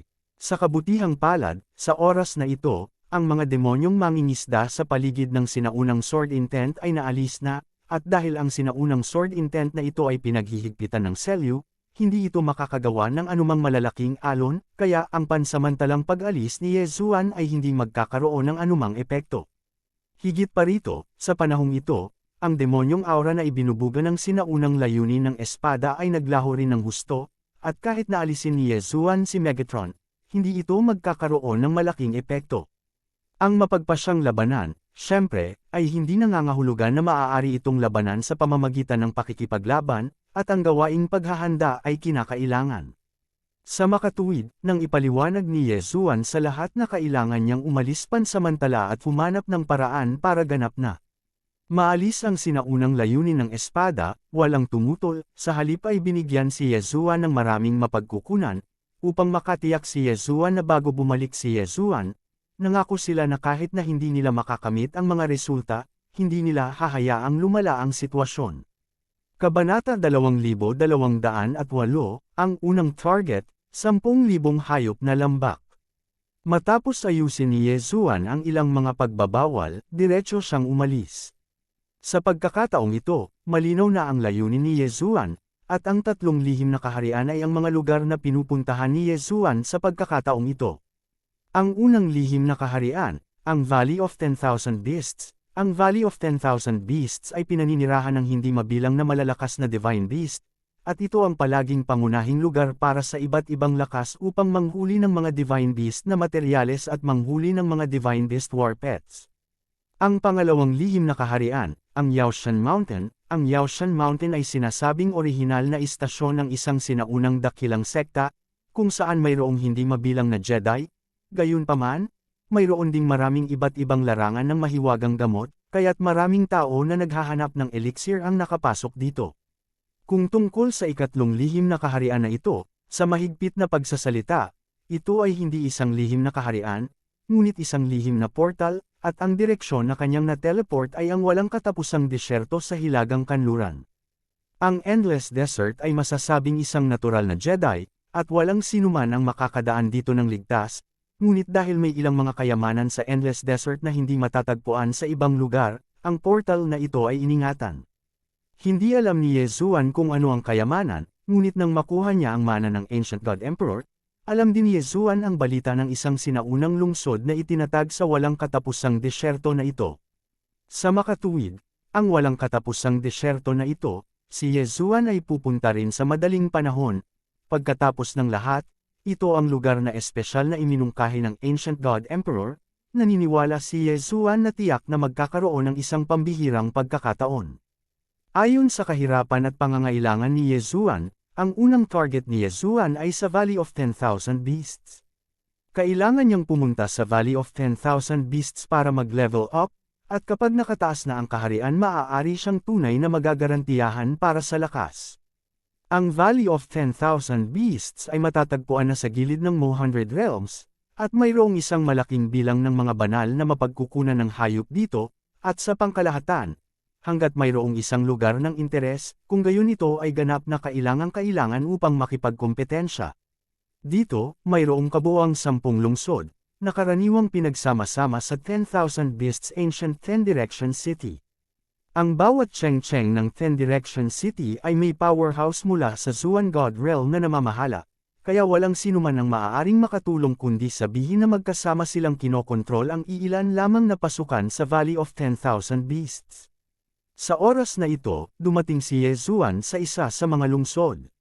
Bagamat napakalinaw ng layunin ni Yezuan, ibig sabihin, ang patayin ang Divine Beast at pagkatapos ay mag-level up, gayunpaman, bago iyon, kailangan pa ring maghanda ni Yezuan. Kung sumugod ka ng walang ingat, Natatakot akong magdusa ka ng malaking kawalan. Sa makatuwid, dumating si Yezuan sa kampo ng pangangaso ng hayop sa lungsod. Sa orihinal, hindi umiiral ang beast hunting camp, ngunit habang dumarami ang mga tao na pumasok sa Valley of 10,000 Beasts upang manghuli ng mga divine beast, lumitaw din ang beast hunting camp na ito. Hello, anong kailangan mo? Ang beast hunting camp ay nagbibigay ng lahat ng uri ng simpleng magic weapons, mga pagbabawal, mga tabletang ibinebenta, at i-recycle din ang mga materyales ng divine beasts, at syempre, mayroong ilang mahalagang balita. Bigyan mo ako ng mapa ng pamamahagi ng Heavenly God Realm at ng Inferior Spirit God Realm Divine Beasts. Si Yezuan ay hindi malabo, at direktang sinabi sa lalaki. Okay, ang distribution map ng Heavenly God Realm Divine Beasts, na may katumpakan na 70%, ay nagkakahalaga ng 50,000 divine crystals, at ang mapa ng mababang Spirit God Realm Divine Beasts ay may katumpakan na 60% at nagkakahalaga ng 100,000 divine crystal, sa kabuuan ay 150,000. Ang dahilan kung bakit gustong bilhin ni Yezuan ang mapa na ito ay dahil ang lugar ng pamamahagi ng mga divine beast ay minarkahan sa mapa na ito, at walang nakakaalam kung gaano kalaki ang Valley of 10,000 Beasts, dahil ang lihim na kaharian ng Ghost Place na ito ay nagtakda ng lihim na kaharian. Kung pasukin mo ito sa iyong kalooban, maliligaw ka pa dito. Kung bakit may kakaibang lugar, walang nakakaalam. Matapos makuha ang mapa, direktang pumasok si Yezuan sa Valley of 10,000 Beasts. Sa simula, hindi ito masyadong inisip ni Yezuan, at nang makakita siya ng angkop na lugar, patuloy niyang pinapatay ang mga divine beast at nilalamon ang mga bangkay ng mga divine beast upang mapabuti ang kanyang level. Nakakalungkot na minamaliit pa rin ni Yezuan ang panganib dito. Sa katunayan, sa Valley of 10,000 Beasts, ang pinaka-nakakatakot na bagay ay hindi ang banal na hayop, kundi ang tao. Sa buong Valley of 10,000 Beasts, walang kakapusan sa mga tulisan. Sa araw na ito, nag-level up si Yezuan, at biglang tumunog ang alarm ng system. Ding! Alarma! Alarma! Inaatake ang host! Inaatake! Saan ito nanggaling? Bahagyang natigilan si Yezuan, mabilis na umatras ang kanyang figura, lumawak ang distansya sa pagitan niya at ng Divine Beast, at pagkatapos ay nagsimulang obserbahan ang nakapaligid na sitwasyon. Hindi kinailangan ni Yezuan na mag-aksaya ng anumang pagsisikap, natagpuan niya ang taong umatake sa kanya. Mayroong 5 tao sa kabuuan, at sa ibabaw, walang mga espesyal na tao. Gayunpaman, hindi pa nagsasalita si Yezuan, ngunit narinig niyang unang nagsalita ang kabilang partido. You, boy, medyo mabilis ka, alam mo bang teritoryo natin ito? Teritoryo mo, ito ang Valley of 10,000 Beasts. Anong problema, di ba Valley of 10,000 Beasts, o hindi ba tagumpay ng pamilya mo? Isang magandang leveling journey, ngunit naantala ng isang tao. Sinabi ni Ye na hindi galit si Yezuan, imposible. Haha, boy, alam mo ito? Oo, itong Valley of 10,000 Beasts ay ang pamilya ko, pinatay mo ang Divine Beast ng pamilya ko, dapat ka bang magbayad? Nagpatuloy ang pinuno, may tampo sa mukha. Gayunpaman, hindi sila pinansin ni Yezuan, ngunit sinabi sa system, tuklasin ang kanilang lakas. Panipi, ding! Sinenyasan ng system na ang mga itinalagang target ay ang 3-grade Medium Spirit God Realm, ang 6 na grade Inferior Spirit God Realm, at ang 3-grade Superior Heavenly God Realm. Yun lang, maglakas loob na maghanap ng gulo kay Yezuan. Sa oras na ito, nagpatuloy ang pinuno, anak, kakilala, mag-iwan ng 500,000 banal na kristal o katumbas na halaga ng mga materyal ng banal na hayop bilang kabayaran, maaari kitang iligtas mula sa pagkamatay, at kahit napahintulutan kang magpatuloy sa pangangaso ng mga banal na hayop dito, kung hindi, ano ang gusto mo? Alam ang lakas ng kanyang kalaban, nagtanong si Yezuan ng may pang-aalipusta. Kung hindi sinisisi ako ni Hugh sa pagiging walang awa. Ang init ng kamay ay, walang awa, gusto kong makita kung mayroon kang kakayahan. Ayaw ni Yezuan na mag-aksaya ng oras, kaya hinawakan niya ang espada sa kanyang kamay, kaya dirdiretso siyang sumugod. Diyos Destroyer, isang espada ang inihampas, ngunit ang hindi maisip ni Yezuan ay ang mga taong ito ay walang lakas. Isang espada, Sa isang espada lang, nilaslas ni Yezuan ang lalaki mula sa mababang spirit god realm, at kasabay nito, nasugatan din niya ng husto ang lalaki mula sa middle spirit god realm. Sa kaunting lakas, naglakas loob siyang kumilos kay Yezuan, ano ang hindi hinahanap nito para sa kamatayan. Gayunpaman, sa halip na matakot, ang taong naputol ay nagsabi kay Yezuan na may pananakot na ekspresyon. Ikaw, you dare to do it? Ayaw mo na bang mabuhay? Alam mo ba kung sino tayo? Tumawa si Yezuan at casual na nagtanong, sino ka at ano ang kinalaman nito sa akin? Panipi, anak, huwag kang masyadong mayabang, tayo ang mga tao ng Senador Luo God King, kung maglakas loob kang guluhin kami, pinapatay mo ang iyong sarili. Senador Luo God King, not to mention, talagang nabigla si Yezuan. Sa sobrang laki ng pangalan, hindi kaya ng isang super strong na tao. Gayunpaman, sa mga salita ng taong ito, naunawaan ni Yezuan kung ano itong Senador Luo God King. Anak, hayaan mong sabihin ko sa iyo, ang Senador Luo God King ay nakaupo sa 300 banal na bundok, at mayroong hindi mabilang na malalakas na lalaki sa ilalim ng kanyang utos, kung maglakas loob ka na pukawin kami, hindi ka mamamatay ng maayos. Haha, gang pala ng mga tulisan. Tumawa si Yezuan. Kabanata 2209 ang bagong manunukob na hayop. Ano ang nakaupo sa 300 sagradong bundok? Hindi ba't isa siyang tulisan na kinukulong ang lupain bilang hari? Maaaring si Yezuan ay takot pa rin sa mga magnanakaw. Ang lakas ng loob mong insultuhan ng Diyos Haring Senador Luo, patay ka, siguradong patay ka. Nang makita ng lalaki si Yezuan na labis na hinahamak ang Diyos na si Haring Senador Luo, ang kanyang mukha ay lubos na nagbago. Hindi ko kailangan na pakialam mo kung mamatay ako, pero alam kong patay ka na. Ayaw ni Yezuan na mag-aksaya ng oras, mag-aksaya ng mga salita sa isang magnanakaw, at sa pamamagitan ng pag-wave ng kanyang kamay, direktang kinokontrol ni Megatron ang Excalibur at sumugod patungo sa lalaki. Pumapatay ng walang anumang pressure.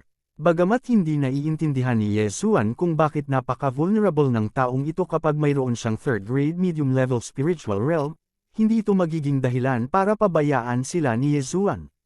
Tumakas ka. Pinatay ng 3 pang tao si Yezuan nang makita nilang hindi sila sumang-ayon sa isa't isa, at pagkatapos ay naisipan nilang tumakas.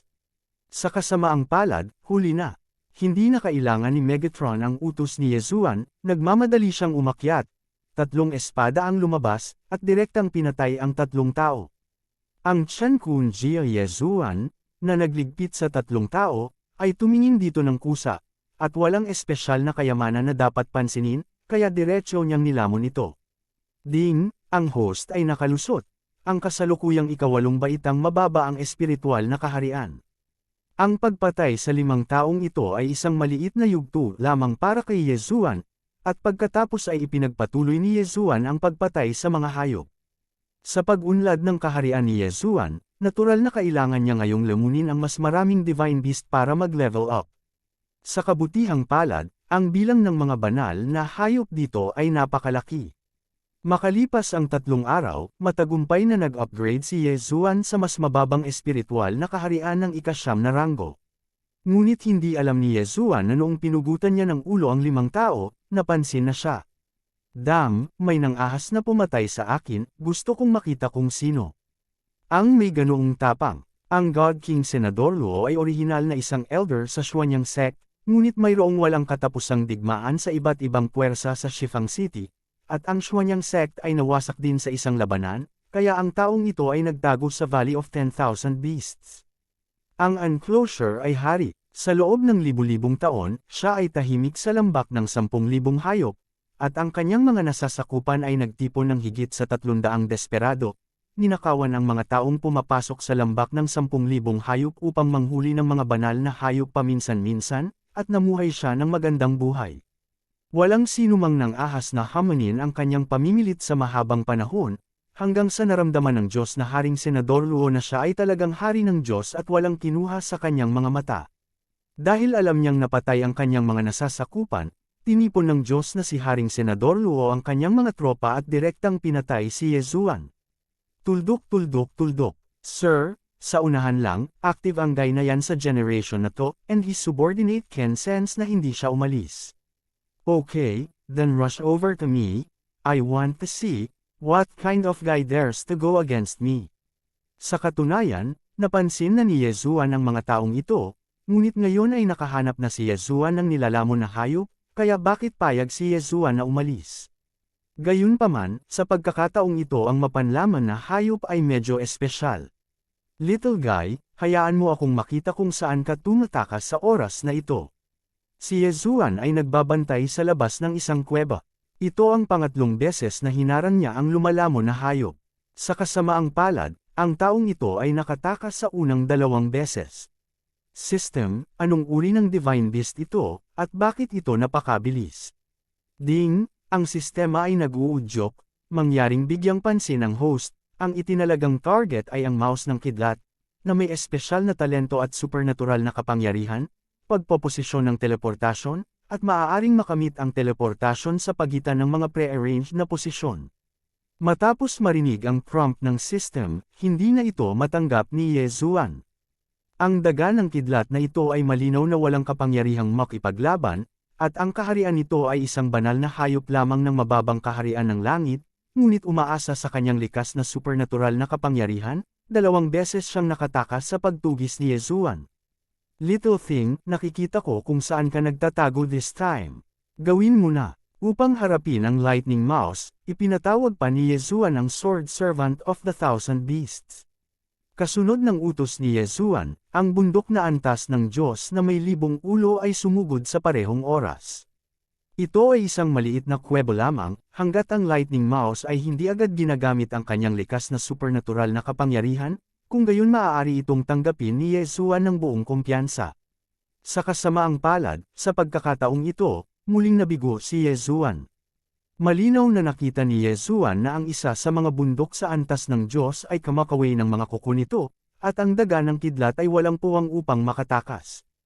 Gayunpaman, sa sandaling iyon, isang kakaibang alon ang nagmula sa katawan ng lightning mouse, at muling naglaho. Hindi pa rin ako naniniwala na makakatakas ka sa palad ko. Agad na inilabas ni Yezuan ang kanyang iniisip at maingat na naghanap. Dito ka ba nagtatago? Then, this time, I see kung makakatakas ka. Whoosh! Lumiwanag ang figure ni Yezuan, at sa sandaling siya ay bumaril, agad siyang naglabas ng pagbabawal. Ang pagbabawal na ito ay walang ibang gamit, ngunit ito ay 10 beses lamang ng gravity. At ang saklaw ay maliit. Ang lightning mouse ay nagtatago sa isang butas ng puno sa oras na ito, mukhang labis na nataranta, at ang biglaang 10 beses na gravity ay naging dahilan upang manatiling bahagyang natigilan ang kanyang figure. Sa sandaling ito, naabot na ng kamay ni Yezuan. Hinawakan ang daga ng kidlat sa kanyang kamay, hindi nang ahas si Yezuan na maging pabaya, at pinisil ito hanggang mamatay.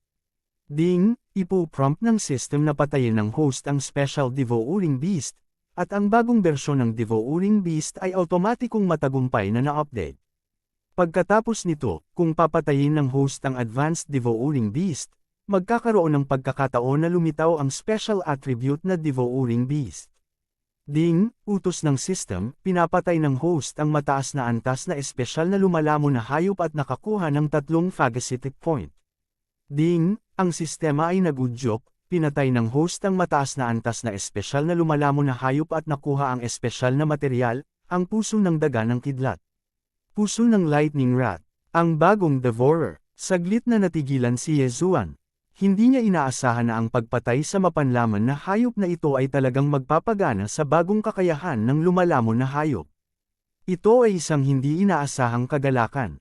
Nagmamadaling sinuri ni Yezuan ang puso ng daga ng kidlat, hindi alam kung ano ang silbi ng bagay na ito, napakabuti kung magkakaroon siya ng espesyal na mahiwagang kapangyarihan ng daga ng kidlat.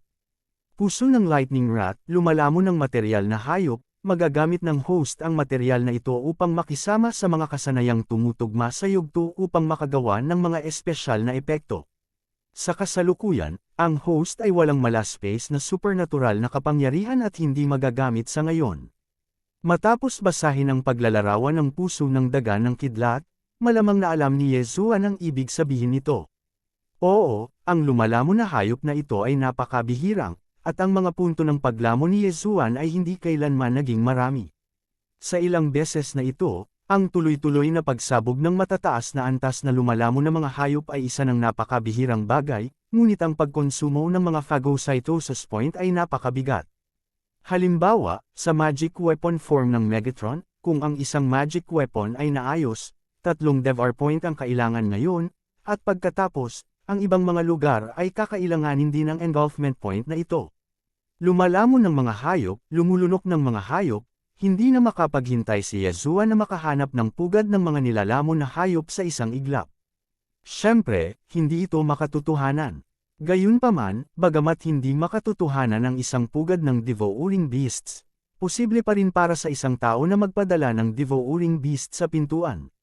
Sa oras na ito, nahanap na ng Diyos na Haring Senador Luo at ng iba pa ang lokasyon ni Yesuan, at napansin din ni Yesuan ang grupong ito ng mga tao.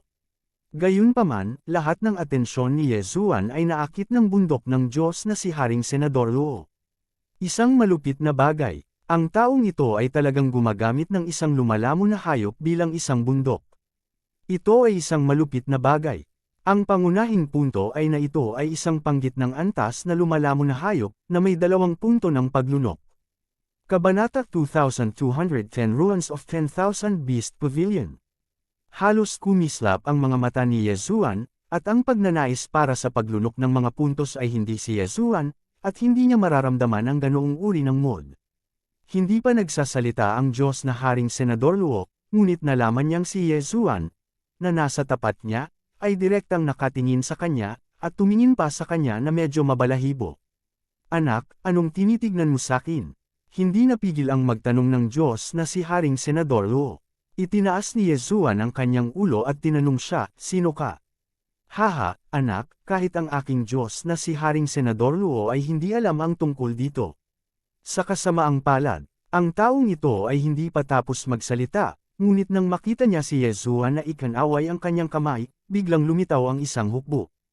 Ang bundok na antas ng Diyos na may 1,000 ulo ay nasa unahan, at ang 1,000 Beast Sword Servant Divine Sword ay nasa gitna, na direktang nagmamadali patungo sa kanila. Anong nangyari? Ang Diyos na si Haring Senador Luo ay hindi makapag-react kahit ilang sandali. Siya ay isang powerhouse sa ika-6 na baitang espiritual na kaharian ng Tang at Tang-Tang, at mayroon siyang 4 na pangatlo at ika-4 na baitang mataas na antas na espiritual na kaharian at higit sa 12 medium na espiritual na kaharian. Ang malakas, tulad ng para sa mababang espiritual na kaharian, mayroon ding daan-daang tao. Pero, ano ang ibig sabihin ng lalaking nasa harapan niya? Matapos tanungin kung sino siya, diretso siyang nagsimula. Sarili niyang kaaway. Paano niya nalaman na gagawin ito ni Yesuan nang walang pag-aalinlangan? At ang kanyang bundok ang naging sanhi ng sakuna. Pista ng 1,000 hayop. Sa pagkakataong ito, naglunsad si Yesuan ng isang pambihirang kapistahan ng 1,000 hayop. Sa isang iglap, biglang tumaas ang bilis at lakas ng 1,000 ulo na antas ng Diyos, at ang lakas ng pakikipaglaban ay mas matibay. Natigilan ang Diyos Haring Senador Luo. Sinabi ni Yesuan na gagawin niya ito kung gagawa siya ng hakbang. Sa sandaling gumawa siya ng isang hakbang, ito ay magiging isang lore. Hindi man lang niya ito binigyan ng pagkakataong makapagsalita, masyadong malupit. Ito ba ang dahilan kung bakit siya naghahanap ng gulo para kay Yesuan, o dahil ba sa hinahanap siya ni Yesuan? Sipilyo. Ang Excalibur ay biglang sumabog sa isang sinag ng liwanag, kaya't ang Diyos na si Haring na Senador Luo ay hindi nang ahas na magantala, direktang tumalon mula sa bundok, at pagkatapos ay umiwas sa malayo. Sinamantala ni Yesuan ang pagkakataong ito, biglang tumalon si Yesuan at nanunumbat patungo sa lumulunok na hayop. Sa gitna ng daan, kinuha niya ang Divine Slaughter Sword at bigla itong naging slash. Ding, congratulations sa host sa pagpatay sa nananakmal na hayop at nakakuha ng 2 swallowing point. Haha, lumamon ng ilang puntos. Ngumiti si Yesuan. Gayunpaman, ang Diyos na si Haring Senador Luo at ang iba pa ay natulala. Hindi kaya gumawa ng malaking labanan ng taong ito para lang patayin ang bundok ng Diyos na si Haring Senador Luo. Tuldok tuldok tuldok. Ikaw, anak, sino ka? Pagkatapos ng biglaang pagkilos ni Yesuan, ang Diyos na si Haring Senador Luo ay mayroon pa ring aura na mayroon siya ngayon, at ito ay napakagulo. Hindi pa siya nakakita ng ganoong kalaban. Tila sa oras na ito, napapansin ni Yesuan ang mga taong ito, lumingon sa kanyang ulo, tumingin sa Diyos na si Haring Senador Luo, at mahinang nagsabi, "Ikaw ba ang tulisan na ginawang hari ang bundok? Kung gayon, maaari kang mamatay. Patayin." Kasunod ng pangungusap na ito, sa ilalim ng pamumuno ng Thousand Beast Sword Attendant at Megatron, muling sumugod palabas ang antas ng Diyos. Sa katunayan, palaging may napapansing problema si Yezuan. Ang kaharian ng Diyos na si Haring Senador Luo ay lubhang kakaiba. Sa simula, ang magnanakaw na nakilala ni Yezuan ay ganoon.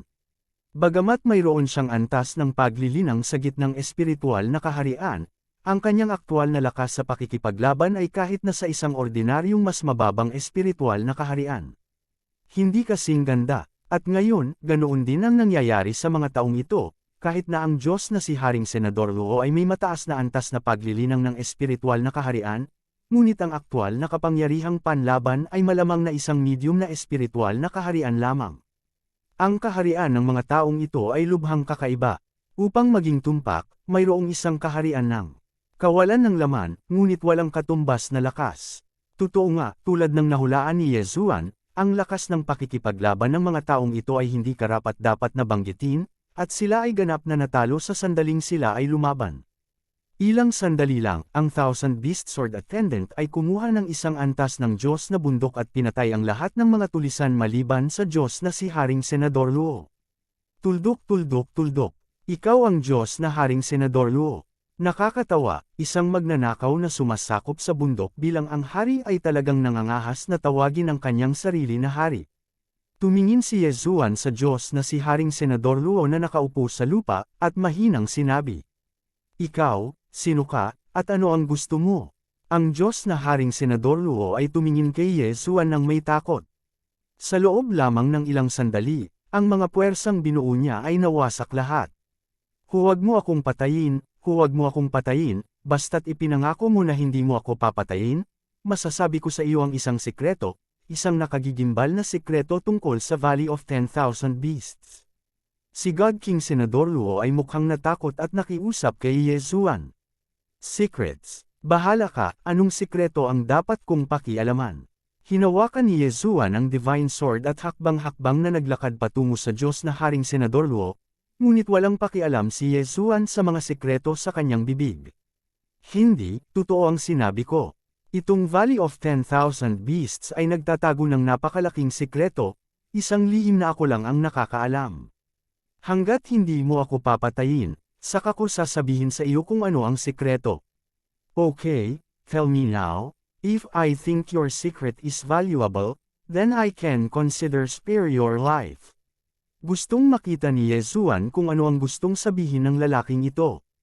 Alam ng Diyos na si Haring Senador Luo sa kanyang puso na siya at si Yezuan ay hindi nag-uusap sa pantay na batayan, kaya binigyan siya ni Yezuan ng pagkakataon, at pahalagahan lamang niya ito.